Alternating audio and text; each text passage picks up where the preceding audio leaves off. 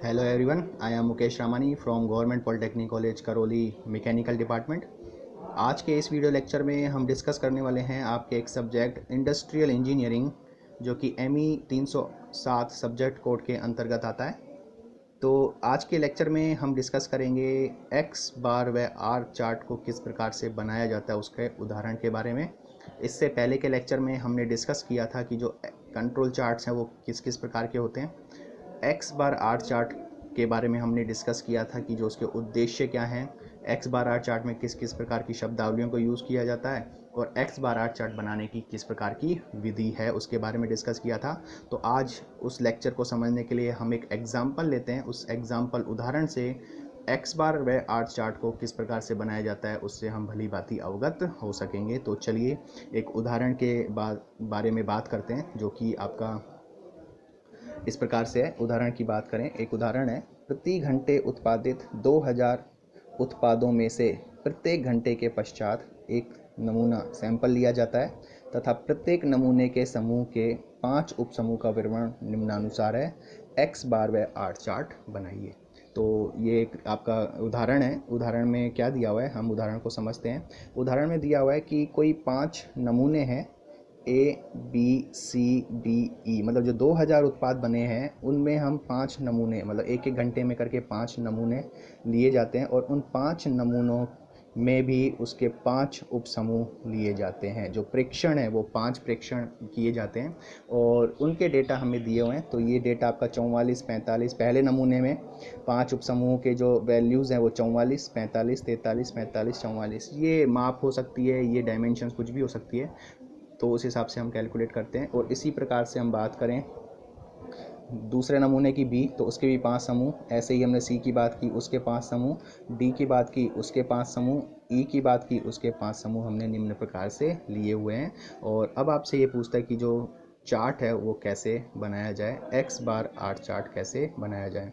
तो सबसे पहले हमने डिस्कस किया था पिछले लेक्चर में कि जो एक्स बार चार्ट बनाया जाता है तो सबसे पहले हम उसकी नियंत्रण सीमाओं को ज्ञात करते हैं। और नियंत्रण सीमाओं को ज्ञात करने के लिए हमने डिस्कस किया था पिछले क्लास में तो किन किन चीज़ों की ज़रूरत पड़ती है। तो यहाँ हम दोबारा देख सकते हैं, नियंत्रण सीमाएं ज्ञात करने के लिए हमें क्या क्या चीज़ों की ज़रूरत पड़ेगी। तो सबसे पहले एक्स डबल बार A2 आपका दिया हुआ होगा और R बार, तो इन दोनों की वैल्यू हम टेबल से कैलकुलेट कर सकते हैं। एक्स डबल बार के लिए भी हमने फॉर्मूला लगाया था, summation of x bar upon में n। तो सबसे पहले फिर एक्स बार की ज़रूरत पड़ेगी। तो इसको सॉल्व करने के लिए, हल करने के लिए हमें एक्स बार चाहिए, हमें एक्स डबल बार चाहिए, हमें R बार चाहिए। और इन तीनों की वैल्यूज़ हम निकालने के बाद अच्छी तरीके से चार्ट्स को बना सकते हैं। और ये जो वैल्यू है वो आपको टेबल के द्वारा प्राप्त होगी। किस प्रकार से प्राप्त होगी वो हम देखते हैं। तो यहाँ हम देखें तो सबसे पहले अगर मुझे एक्स बार निकालना है तो एक्स बार के लिए जो नमूने हैं उनके उपसमूह हैं उन सबको जोड़कर ये 5 उपसमूह हैं। ये सारी वैल्यूज़ को जोड़कर हमने इसको डिवाइड किया 5 से, तो ये वैल्यू, पहली वैल्यू आई 44.2, 44.2। दूसरी अगर हम बात करें इस प्रकार से, बी नमूने के लिए जो एक्स बार होगा इन सबको जोड़ के 5 का डिवाइड किया 43.6, ये 43.2, 42.2, 42.8। तो इस प्रकार से हम प्रत्येक नमूने के एक्स बार को इस प्रकार से ज्ञात कर सकते हैं। दूसरा बात की जाएगी परास की। तो परास की बात हमने की थी। परास को हमने कैसे डिफ़ाइन किया था? परास को हमने डिफ़ाइन किया था कि जो x का अधिकतम मान होगा और जो x का न्यूनतम मान होगा उसका जो डिफरेंस होगा वो आपकी परास होगी। तो ये जो उपसमूह है इनमें से अगर हम पहला नमूने के बारे में बात करें तो पहले नमूने के जो उपसमूह हैं उनमें जो मैक्सिमम वैल्यू है वो है 45 और मिनिमम वैल्यू है 43, और इन दोनों का जो डिफरेंस है 2। तो ये वैल्यू आपको यहाँ पे दिखती है 2, ये इस नमूने ए के लिए परास होगी। इसी प्रकार बी की बात करें तो बी की अधिकतम वैल्यू 47, मिनिमम वैल्यू 41, तो ये 6। सी की बात करें तो अधिकतम वैल्यू 47, मिनिमम वैल्यू 41, तो ये भी 6 आएगा। डी की बात करें तो अधिकतम वैल्यू 44, मिनिमम वैल्यू 41, तो ये भी 3 प्राप्त होगा। ई की बात करें तो अधिकतम वैल्यू 47 और न्यूनतम वैल्यू 40, तो ये आपका मिल जाता है 7। तो ये मैंने आर निकाली। और आर बार निकालने के लिए अब आर बार निकालने के लिए हम क्या करेंगे, आर बार निकालने के लिए सबसे पहले तो हम इनका समेशन करते हैं, क्योंकि सिग्मा एक्स बार को हम कैलकुलेट करते हैं। सिग्मा एक्स बार हमने कैलकुलेट किया तो ये 216 कैलकुलेट होके आया, और समेशन ऑफ आर कैलकुलेट किया तो ये 24 कैलकुलेट होके आया। तो यहाँ अब हम देख सकते हैं कि एक्स डबल बार कैसे ज्ञात किया जाए। एक्स डबल बार ज्ञात करने के लिए हम समेशन ऑफ एक्स बार को डिवाइड कर देते हैं एन से। तो ये जो भी नमूने हैं, ये नमूने आपके कितने हैं, 5। ये नमूने आपके 5 है, तो ये वैल्यू गलत लिखी हुई है यहाँ पे। ये एक्चुअल वैल्यू थी आपकी 216, और उसको हमने डिवाइड किया 5 से, तो ये 42.8 नहीं आके ये वैल्यू आपकी आएगी 43.8। इसमें कुछ करेक्शन है। तो सबसे पहले हमने इसको कैलकुलेट किया कि जो एक्स डबल बार है वो हमारा कैलकुलेट होकर आया 43.2।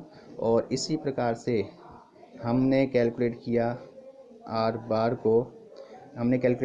बार को, और आर बार आपका कैलकुलेट आ गया summation of R upon N. Summation of R हमने यहाँ पे लिखा था 24, तो यहाँ पे आ गया 24, और इसको हमने डिवाइड किया 5 से, तो ये हो गया 4.8।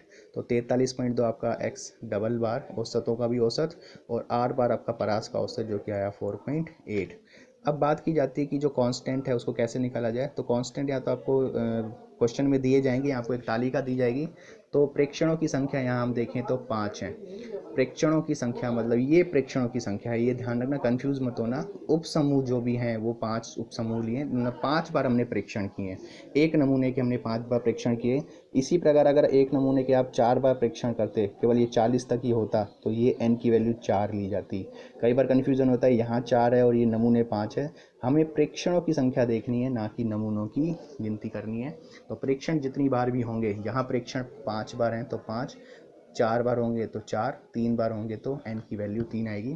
तो n बराबर प्रेक्षणों की संख्या 5 के लिए जो टेबल में वैल्यू है वो A2 बराबर 0.58, D3 की वैल्यू 0 और D4 की वैल्यू 2.11। ये एग्जाम में आपको डायरेक्ट दी जाएगी, यहाँ टेबल दी जाएगी। टेबल से आप एक कॉलम में आपके प्रेक्षणों की संख्या होंगी 2, 3, 4, 5, और उसके बगल में आपको A2, A3, D3, D4 की वैल्यूज़ लिखी होंगी। तो उस हिसाब से हम इसको कैलकुलेट कर सकते हैं। अब हमने पहले डिस्कस किया था कि कभी भी जब ये एक्स बार आर चार्ट बनाया जाता है तो सबसे पहले आर चार्ट को बनाया जाता है, क्योंकि आर चार्ट को बनाने से हम ये देखते हैं कि जो परास है वो नियंत्रित है या नहीं। तो परास नियंत्रित हो जाती है तो उसके बाद हम उस आगे प्रोसीड करते हैं। तो हम देखते हैं कि जो आर चार्ट है उसको कैसे बनाया जाए। आर चार्ट बनाने के लिए उच्चतम नियंत्रण सीमा UCL हमने पहले भी डिस्कस किया था। जो फॉर्मूला है वो D4 इंटू आर बार। तो D4 की वैल्यू 2.11 जो कि आपकी ये दी हुई है, और जो आर बार हमने यहाँ पे ऊपर कैलकुलेट किया था 4.8, और इनको मल्टीप्लाई किया तो ये 10.128। और इसी प्रकार निम्नतम नियंत्रण सीमा के लिए D3 into are bar. D3 की वैल्यू प्रेक्षणों की संख्या से 0 आती है, तो यहाँ पे 0 इंटू 4.8, तो ये हो गई 0। तो अगर हम बात करें आर चार्ट की उच्चतम और निम्नतम नियंत्रण सीमा के बारे में, तो ये आपकी उच्चतम नियंत्रण सीमा और ये आपकी निम्नतम नियंत्रण सीमा। तो 0 और 10.128 के बीच में अगर आपकी सारी परास आती हैं तो इसका मतलब नियंत्रित है। तो हम देखेंगे कैसे, हम ऊपर जाके देखते हैं। आपकी जो परास है वो परास क्या क्या थी। परास आपकी थी 2, 6, 6, 3, 7। तो ये जितनी भी परास हैं वो 0 और 10.126 के बीच में ही है। तो इसका मतलब परास आपकी नियंत्रित है। परास नियंत्रित होने से हम अब आगे एक्स बार चार्ट को कैलकुलेट कर सकते हैं। तो यहाँ से हम देखते हैं कि इन सीमाओं द्वारा स्पष्ट है कि परास नियंत्रित है तथा कोई भी बिंदु नियंत्रण सीमाओं के बाहर नहीं है। अतः एक्स बार चार्ट हेतु सीमाएं ज्ञात की जा सकती हैं। एक बार हमने जब ये देखा कि आर बार नियंत्रित है, आर परास नियंत्रित है, तो हम एक्स बार चार्ट के बारे में बात करेंगे। वापिस हम डिस्कस करें कि एक्स बार चार्ट को कैसे बनाया जाए। तो हमने पहले भी डिस्कस किया था। एक्स बार चार्ट के लिए हम क्या करते हैं, उच्चतम नियंत्रण सीमा और निम्नतम नियंत्रण सीमा को ज्ञात करते हैं, और उसके लिए हम ये फॉर्मूले को यूज़ करते हैं।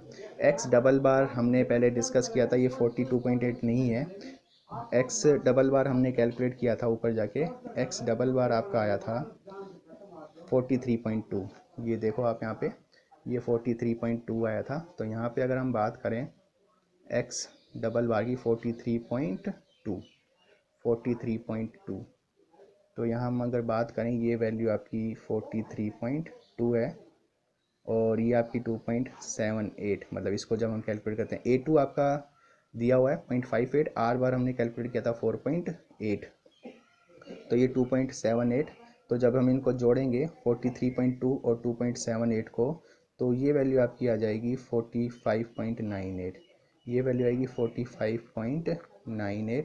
इसी प्रकार निम्नतम नियंत्रण सीमा हम देखें तो निम्नतम नियंत्रण सीमा अगर हम देखें तो इसमें ये फॉर्मूला लगाया जाएगा एक्स डबल बार माइनस A2 आर बार। तो यहाँ पे 43.2 माइनस ये वैल्यू, तो ये 43.2 है, तो 43.2 में से हम इसमें से माइनस करेंगे तो ये आपकी आ जाती है 40.42, ये वैल्यू आएगी 40.42। तो 45.98 और 40.42, तो ये नियंत्रण सीमा है। नियंत्रण सीमा से हम अब ये देखते हैं कि जो चार्ट कैसे बनाया जाए। तो उपरोक्त प्रेक्षणों के लिए एक्स बार और चार्ट चित्र 2 के अनुसार बनाया जा सकता है। तो सबसे पहले अगर हम बात करें यहाँ पे, सबसे पहले अगर हम बात करें आर्ट चार्ट के बारे में, ये तो देखो, तो सबसे पहले ये सैंपल इस तरह से लिए जाएंगे, एक अक्ष पर ये सैंपल लिए जाएंगे ABCDE और दूसरे अक्ष पे ये आर बार की वैल्यू आएंगी।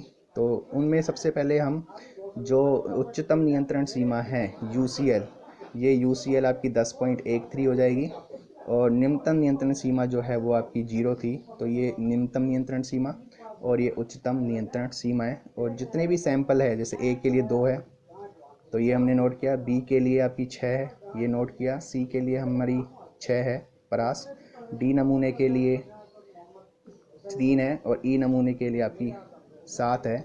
तो ये सारी परास हैं और इसको हमने इस लाइन से अगर मिलाया तो ये आपकी जो है ये आपकी कंट्रोल चार्ट आर चार्ट इस प्रकार से बनता है। तो ये उच्चतम नियंत्रण सीमा, ये निम्नतम नियंत्रण सीमा और ये आपकी एवरेज जो कि आपका था 4.8।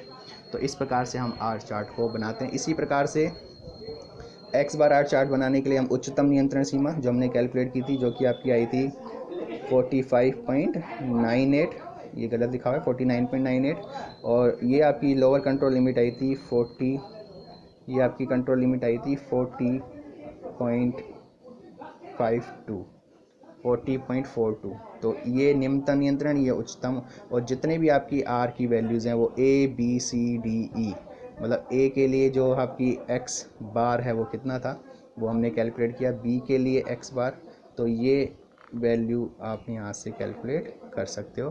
तो एक्स बार आर चार्ट बनाने के लिए एक्स बार की उच्चतम नियंत्रण सीमा, एक्स बार की निम्नतम नियंत्रण सीमा और ABCDE नमूने के लिए जो एक्स बार की वैल्यू वो हमने कैलकुलेट की थी। ऊपर अगर हम देखें एक्स बार की वैल्यू जो ये आई थी, A नमूने के लिए एक्स बार की वैल्यू आई थी 44.2, 43.6, 43.2, 42.2, 42.8। इन सभी वैल्यू को हम इस चार्ट में दर्शाते हैं। ये जैसे ये है, A के लिए आपकी ये वैल्यू है, B के लिए आर बार एक्स बार की ये, C के लिए ये, D के लिए और इसके लिए ये, और इन सभी को अगर हम जोड़ दें तो ये जो आपका बनता है ये आपका चार्ट बनता है एक्स बार आर चार्ट। और यहाँ हम देखते हैं कि सारे के सारे जो भी डेटा है वो इन नियंत्रण सीमाओं के बीच में है, अर्थात आपका जो चार्ट है वो नियंत्रित है, मतलब जो उत्पादन हो रहा है वो आपका एक नियंत्रित उत्पादन हो रहा है। और इसको हम समझने के लिए इन चार्टों का उपयोग कर सकते हैं। तो ये बात हुई कि आर चार्ट को कैसे बनाया जाए और एक्स चार्ट को कैसे बनाया जाए। एक बार फिर से अगर हम बात करें, एक बार फिर से हम एक रिवाइज़ करें कि जो क्वेश्चन था आपका, सबसे पहले क्या करना है, क्वेश्चन में सबसे पहले आपको करना है एक्स बार निकालना है, इन सब का एक्स बार निकालना है, और एक्स डबल बार निकालने के लिए इन सभी नमूनों को जोड़कर इसका डिवाइड करना है।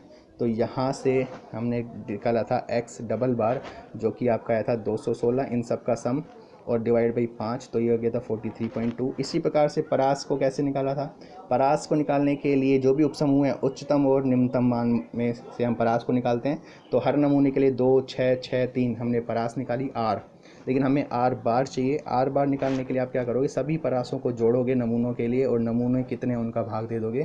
तो यहाँ पे हमने इस प्रकार से 24 तो सम आया इन सब का, और हमने डिवाइड किया 5 से, तो यह हो गया 4.8। तो एक्स डबल बार और आर बार आया। उसके बाद ये A2, D3, D4 की वैल्यू, प्रेक्षणों की संख्या 5 है। प्रेक्षणों की संख्या 5 का मतलब ये आपके प्रेक्षण है, कन्फ्यूज़ मत होना, ये 5, ये 4 होते तो 4, ये 3 होते तो 3, तो इसका ध्यान रखना आप। तो यहाँ से हम सबकी वैल्यू निकाल ली। उसके बाद हमने निकाली आर चार्ट की नियंत्रण सीमाएं। आर चार्ट की नियंत्रण सीमाओं के लिए फॉर्मूला यूज़ किया, उच्चतम के लिए D4 आर बार और निम्नतम के लिए D3 आर बार। D4 की वैल्यू 2.11, आर बार 4.8, तो ये आया 10.128 सॉरी, और इसके लिए 0 था D3, तो आर बार 4.8, तो ये वैल्यू आई 0। तो ये उच्चतम नियंत्रण सीमा और ये निम्नतम नियंत्रण सीमा। तो हमने टेबल में देखा कि जितनी भी परास थी वो इन सब के बीच में ही है, तो इसका मतलब परास आपकी नियंत्रित है। और परास नियंत्रित होने के बाद हम एक्स बार चार्ट को बना सकते हैं। फिर एक्स बार चार्ट बनाने के लिए हमने किया था उच्चतम नियंत्रण सीमा और न्यूनतम नियंत्रण सीमा। उच्चतम नियंत्रण सीमा के लिए फॉर्मूला आपको याद होना चाहिए, ये formula x double bar plus A2 R bar. X double bar भी हमें पता है, आर बार भी पता है और A2 आपको पता ही है। तो यहाँ पे 43.2 था, ये 42.8 की जगह आपका 43.4 था, ये 43.2 था सॉरी, ये हमने कैलकुलेट किया था यहाँ पे 43.2। तो इसी प्रकार से हमने ये कैलकुलेट किया 43.2 2.78, तो ये वैल्यू आपकी आई 45.98। और इसी प्रकार से जब हम इसको सॉल्व किया, ये 43.2 लेना है इसको, तो ये आ गई 40.52। तो ये उच्चतम और ये निम्नतम नियंत्रण सीमा है। और सबसे पहले हमें क्या करना है, सबसे पहले हमें चार्ट में उच्चतम और नियंत्रण सीमा को कैलकुलेट करना है। तो आर चार्ट की अगर हम बात करें तो उच्चतम नियंत्रण सीमा 10.128, निम्नतम नियंत्रण सीमा 0, और जितने भी आपके नमूने थे A B C D E उन सब के लिए हम परास को यहाँ दर्शाते हैं। इस प्रकार से सबकी परास है, A के लिए 2 थी, B के लिए 6, C के लिए 6, D के लिए आपकी 3 और E के लिए आपकी 7, और इन सब को जब हम जोड़ देते हैं तो ये आपका बन जाता है X R chart. X bar R chart के लिए सबसे पहले उच्चतम नियंत्रण सीमा जो कि आपकी थी 45.98, निम्नतम नियंत्रण सीमा जो कि आपकी थी 40.52, इनको नोट किया। और सारी वैल्यूज़ थी जो भी एक्स बार की, एक नमूने के लिए एक्स बार कितना था, बी के लिए, सी के लिए, डी के लिए, ई के लिए, उनको हमने यहाँ पे चार्ट में दर्शाया एक उचित पैमाना मानते हुए, और उन सभी जो बिंदु हैं उनको हमने जोड़ दिया। तो इस प्रकार से हम ये देखते हैं कि जितनी भी ये वैल्यूज़ हैं ये इन उच्चतम और नियंत्रण सीमाओं के मध्य में, इसका मतलब हमारा जो उत्पादन होता है वो एक सही उत्पादन हो रहा है, जो भी हमारे स्टैंडर्ड बने हुए हैं उनके दौरान ही होता है। तो ये हमने डिस्कस किया कि जो एक्स बार आर चार्ट को किस प्रकार से बनाते हैं एक उदाहरण की सहायता से। नेक्स्ट क्लास में हम डिस्कस करेंगे पी चार्ट के बारे में।